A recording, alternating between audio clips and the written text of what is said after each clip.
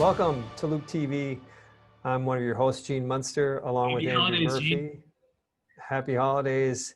Andrew, a longstanding tradition is that Andrew and I have viewed these fall events as early happy holidays. So from Loup to all of you, happy early holidays. To all the holiday gifts that everybody will be getting in December, in Well, September. half of them maybe with the event coming next month, but Yeah, we got can't wait. can't wait. So we're going to talk about time flies today. And Andrew, just high level, what jumped out at you? Well, first, what jumped out at me is how Apple just refines their product lines and segments their customers. There's always a product for an Apple customer, and there's always a next product. Apple event days are Apple at its best, and they're polished, they're exciting, and today was no different. Even though the products that we saw, the iPad, the Apple Watch, were largely evolutionary, not revolutionary, they find a way to get people excited about what's next. Yeah, they did a good job too of quickening the pace of the event. There's times with other events where it gets some lulls and it didn't have that today. And I felt like what jumped out at me is just representative of what Tim Cook talks about the company's mission to focus on creating the world's best products that enrich people's lives. I think that as an objective observer of the company, I think that they did that. You mentioned something about segmenting the product segments and why that's important. And really it was our big takeaway today. And let's jump into that and talk about how they've done that and ultimately why what they're doing, the master plan behind the scene here is to be able to find new ways to get more revenue, get you to stretch for that additional product. And let's start with Watch. Series 6. Clearest with the watch, the new SE, the Series 3 price point sticking around, and the latest and greatest with the Series 6. Yeah, so before it was just two, now they add a third one in the middle, and it has this effect of if you're looking for the $199, you start thinking about spending $80 more for the SE, and next thing you know, you're spending $80 more, and then that SE buyer starts reaching for the Series 6. There's probably going to be some people who are at the Series 6 who fall back to the SE. I think that's going to be a relatively small segment. And our bet is that the most popular Apple Watch is going to be the flagship, the Series 6 at the end of the day. Anything else jump out at you around Watch? Yeah, the blood oxygen sensor, and they hit that really hard.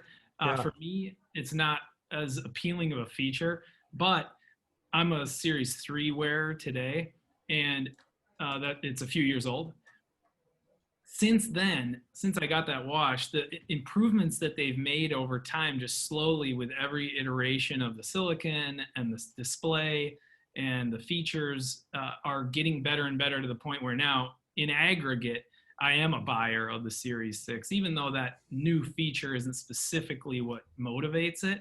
I think that that's what we're talking about when we say they are dedicated to the kind of precision and continuous improvement and the details year after year. It's just relentless. Yeah, and they may have also buried the lead around with the oxygen monitoring. They didn't talk about this, but not a physician, but my understanding is that understanding oxygen levels are one factor where you can see if someone does have COVID or kind of how they're navigating the illness. And so I would give it, not as soon as that watch comes out, you're going to have some apps that are going to be able to kind of help triangulate that. So maybe a Trojan horse into more personal digital health, which is certainly an avenue I see them taking with AirPods and the watch and even the phone.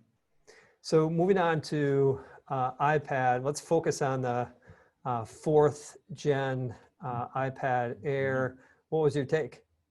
It's beautiful. I see those iPads without a home screen as the ultimate vision of the iPad, like the original vision, with very small bezel, just a piece of glass that's connected to the internet and becomes all about your content. Yeah. It's fun to see him take that from the pro level to the iPad Air level buyer, not just the pros. You viewers are seeing a distinction between Andrew and I. Andrew's eye for design. I don't have that eye for design. I wasn't captured by this floating piece of glass that you described. What really caught my attention was the price. Moving it up $100 is a better iPad, so you could put some justification there too.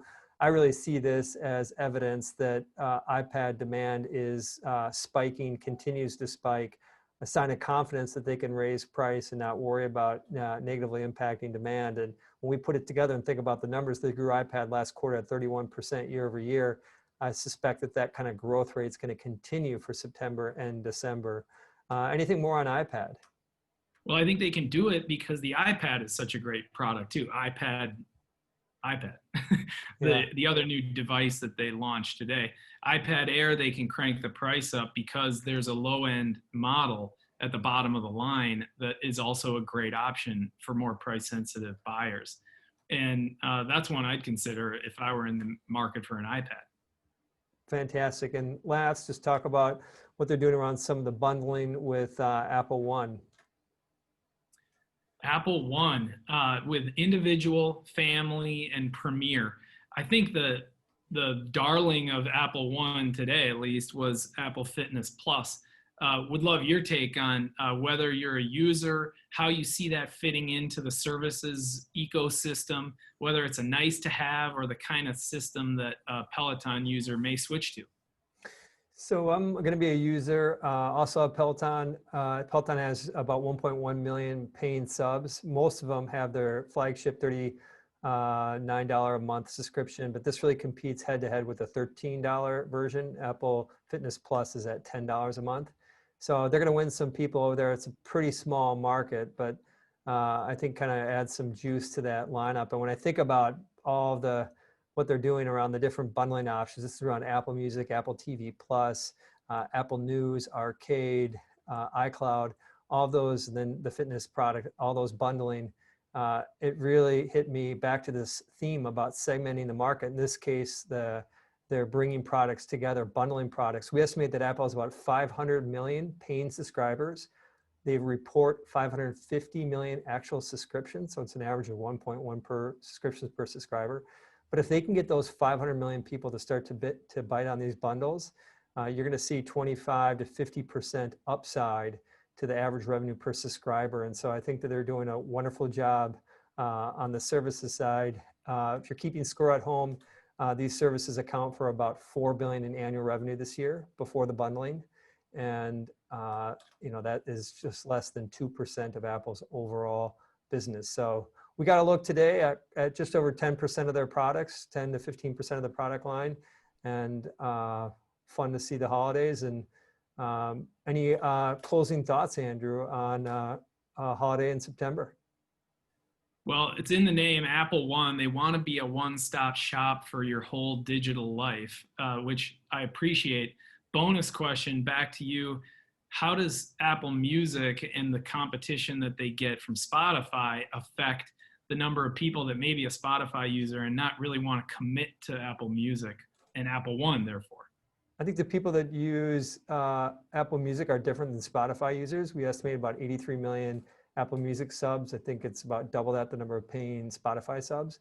So I think I think Apple's doing a great job of getting that base to add additional products. They've done it well with Apple Music, and I think this is going to be an incremental positive having these bundles, and I look forward to giving them a try. Time flies. Good news is time will fly, and soon we'll be at our October event. Can't wait to talk more about it. On behalf of Andrew and I, Gene, bye for Loup TV.